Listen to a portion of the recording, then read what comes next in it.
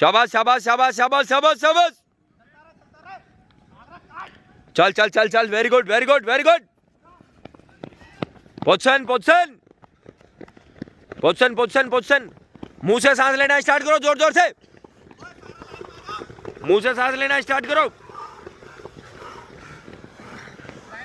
मुंह से स्पीड में, अबे कुत्ते को नहीं देख। मैं आपको बताऊंगा कि हमारे सीन में यानी कि हमारी पिंडियों में और उसके आगे जो हड्डी है उसमें दर्द क्यों होता है, क्या कारण है कि ये दर्द इतनी तेज़ी से बढ़ जाता है, सड़क पर दौड़ने की वजह से होता है या कोई और रीज़न है इसके पीछे कि हमें ये ऐसा नहीं है दर्द रहता है।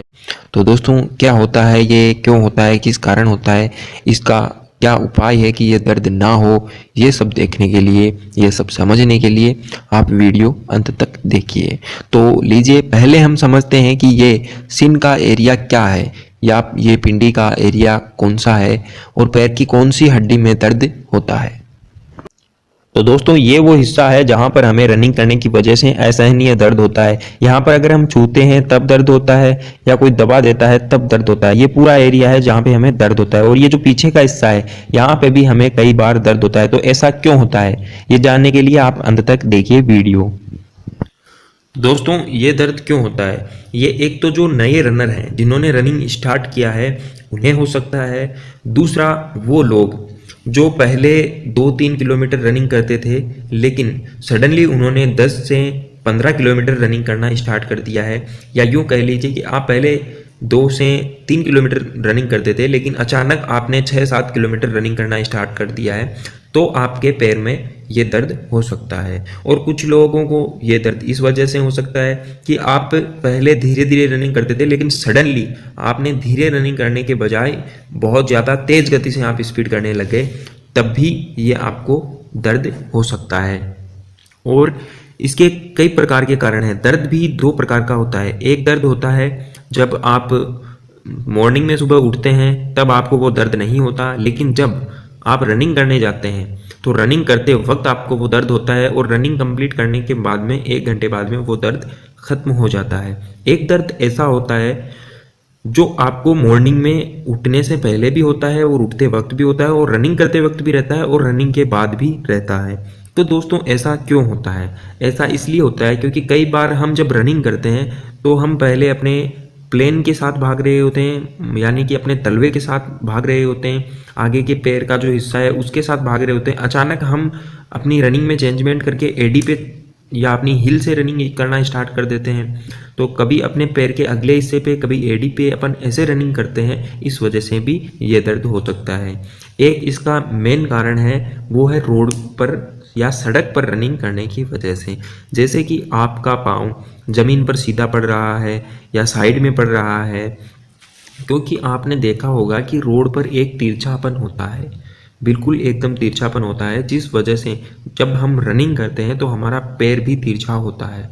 तो इसके क्या उपाय हैं वो मैं आपको आगे बताऊंगा। लेकिन ये सब होता क्यों है, ये इसलिए होता है क्योंकि हम वार्म अप नहीं करते रनिंग से पहले और ना कोई छोटी मोटी एक्टिविटीज़ करते हैं रनिंग के बाद में भी, तो इस वजह से ये सब चीज़ें होती है। एक फ़र्क पड़ता है आपके रनिंग शूज़ की वजह से। अगर आपके शूज़ के तलवे गल गए हैं, पुशपिंग कम है, नीचे से सोल ख़त्म हो गई है, तो उस वजह से भी आपको ये दर्द हो सकता है। और दोस्तों इसका एक प्रमुख कारण है कि जब हम सड़क पे रनिंग करते हैं तो उसको तिरछापन इसलिए बनाया जाता है क्योंकि बरसात का जब पानी होता है तो रोड के साइड में किनारों पर चला जाए। तो अगर हम रनिंग कर रहे हैं रोड पे तो हमें एक साइड से रनिंग करते हैं तो हमें रिटर्न होते वक्त दूसरी साइड से ही रोड पर आना चाहिए, क्योंकि इसकी वजह से हमारे दोनों पैरों में संतुलन रहेगा, जिस वजह से हमें ज़्यादा तकलीफ नहीं होगी और इस दर्द से हम बच सकते हैं। दोस्तों ये दर्द 2 प्रकार का होता है। एक अगर किसी पर्टिकुलर जगह पे हमें चोट लग गई है तो उस वजह से, और एक उसी में इंक्लूड किया गया है अगर हम रनिंग कर रहे हैं तो रनिंग में अगर किसी वजह से मसल्स पर अचानक जोर पड़ गया तो उस वजह से भी ये दर्द हो सकता है। लेकिन रनिंग करते वक्त जब दर्द 1 घंटे या 1.5 घंटे के लिए रहे और उसके बाद में ख़त्म हो जाए तो उस दर्द से आपको कोई प्रॉब्लम नहीं है, आप कंटिन्यू रनिंग रख सकते हैं। लेकिन अगर दर्द आपके पैर में दिन भर रहता है तो इसका मतलब सीधा सा है कि आपकी जो बोन है, आपकी जो हड्डी है, उससे आपकी जो मसल्स हैं, आपकी जो पिंडी की जो मसल्स हैं वो थोड़ी सी क्रैक हो गई, यानी कि हट गई है, उनमें गैप आ गया है। और अगर इस स्थिति में आप कंटिन्यू रनिंग रखेंगे तो वो आपकी हड्डी से जो चिपका हुआ मसल्स है, जो मांस जो आपकी हड्डी से चिपका हुआ है, वो दूर होते जाएगा। तो अगर जब कभी आपको लगे कि आपका दर्द कंटिन्यू है तो उस स्थिति में आपको क्या करना चाहिए, उसका जो उपाय है उसका ये है, एक तो आप रेस्ट करें, क्योंकि दुनिया में उस हड्डी को जोड़ने का, उस मसल्स को उस हड्डी के साथ में जोड़ने का कोई भी उपाय नहीं है सिवाय एक तरीके के, वो है रेस्ट। जी हाँ, आप इसके लिए कंप्रेशन क्लोथिंग पहनेंगे तो आपके लिए बहुत बेटर होगा, या फिर आप गर्म पट्टी बांध के रखिए और आप रेस्ट कीजिए, क्योंकि रेस्ट के अलावा कोई तरीका नहीं है कि आपकी मसल्स आपकी हड्डी के साथ चिपक जाए। तो दोस्तों, और एक जो बेस्ट उपाय है वो है, जब आप रनिंग खत्म कर ले तो आप कुछ देर के लिए उस पर आइस लगाएं। कुछ देर का मतलब है आप 20 मिनट तक उस पर आइस लगा के रखें, जिससे कि आपका दर्द खत्म हो जाएगा। और अगर आपको दर्द कंटिन्यू रहता है दिन भर तो आप रेस्ट कीजिए और दिन में कम से कम 3 बार, 2-3 बार आप उस पर आइस लगाइए 20 मिनट के लिए। इसके अलावा आप स्ट्रेचिंग कर सकते हैं और आप अपने टोज पर खड़े होकर एक्सरसाइज कर सकते हैं, जो कि मैं आपको वीडियो के थ्रू अभी बता रहा हूँ। दोस्तों, सबसे पहले आपको अपने आगे पैर के जो आगे का हिस्सा है उस पर इस प्रकार खड़े होना है और कम से कम आपको 30 स्टेप तक इसी प्रकार चलना है।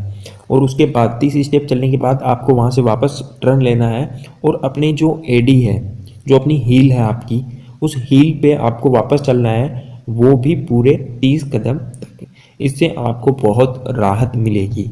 और जो दूसरी एक्सरसाइज है वो है, ये एक्सरसाइज बिल्कुल सिंपल है दोस्तों। आपको इस प्रकार बैठना है उकड़ू और उसके बाद में आपको अपने दोनों घुटनों को ज़मीन पे टिकाना है और अपनी बम को अपनी दोनों हिल्स पे रखना है और आपको बैठ जाना है, बिल्कुल नमाज अदा करते हैं उस तरह। जहाँ पे मैं टच कर रहा हूँ वहाँ की स्ट्रेचिंग इससे होगी और आपको पेन में बहुत राहत मिलेगी। दोस्तों, इसके अलावा जो तीसरी एक्सरसाइज है वो आप सभी कर सकते हैं, क्योंकि वो एक्सरसाइज करने की वजह से आपके पैरों के अंदर इतनी ताकत आ जाएगी कि आप कोई भी रनिंग इजीली फाइट कर सकते हैं। ये एक्सरसाइज थोड़ा टफ है, लेकिन इसके टफ के साथ में फन भी बहुत है। इसमें आपको कुछ नहीं करना, आपको एक जगह देखनी है जहाँ पे आप बैठ सको और पैरों को थोड़ा हवा में रख सको। इसका वीडियो आगे है, आप देखिएगा। फिर आपको अल्फ़ाबेट ABCD, इनमें से अल्फ़ाबेट बनाने हैं, या आप हिंदी के वर्ण भी ले सकते हैं। ये बनाने की वजह से आपके पैरों की मसल्स, आपकी पैरों की जो नसें हैं वो इतनी मजबूत हो जाएगी कि आपको फिर उसके बाद में कोई भी दर्द नहीं होगा। और इस एक्सरसाइज को करने के बाद में आप कभी भी रनिंग करने से नहीं घबराओगे। तो लीजिए, लास्ट एक्सरसाइज आप जरूर देखिए। एक ऐसी जगह तलाशनी है जहाँ पे आप आराम से बैठ सकें। आराम से बैठने के बाद आपको अपने पैरों को ऐसे हवा में रखना है और आपको अल्फ़ाबेट बनाने हैं। जैसे ए बनाइए, ए हो गया। आप बी बनाइए, बी की आकृति कैसे होती है, बी बनाइए। और सी बना सकते हैं। आप जरूरी नहीं है कि अल्फ़ाबेट ही बनाएं, आप हिंदी के वर्ण भी बना सकते हैं। इससे आपकी पैरों की जो एक्टिविटीज़ है वो बहुत अच्छी होगी और आपको इस दर्द से छुटकारा मिलेगा बहुत जल्द। अगर दोस्तों आपको परमानेंटली दर्द रहता है तो आप इसके लिए एक दवाई है, दवाई भी आप एंटी ड्रग भी ले सकते हैं, जैसे ब्रूफिन है, आइब्रूफिन है, या आप अपने डॉक्टर से सलाह लेकर दवाई ले सकते हैं। आपको दवाई या ड्रग तभी लेना है जब आपका दर्द कंटिन्यू परमानेंटली रहता हो, अन्यथा आपको दवाई लेने की कोई आवश्यकता नहीं है। दवाई तभी लेनी है आपको जब ये दर्द कंटिन्यू रहे और दर्द रुके ही नहीं। और दोस्तों, जो सांस के लिए जो ऑयल मैंने आपको बताया था वो नेक्स्ट वीडियो में आपको पूरी डिटेल के साथ में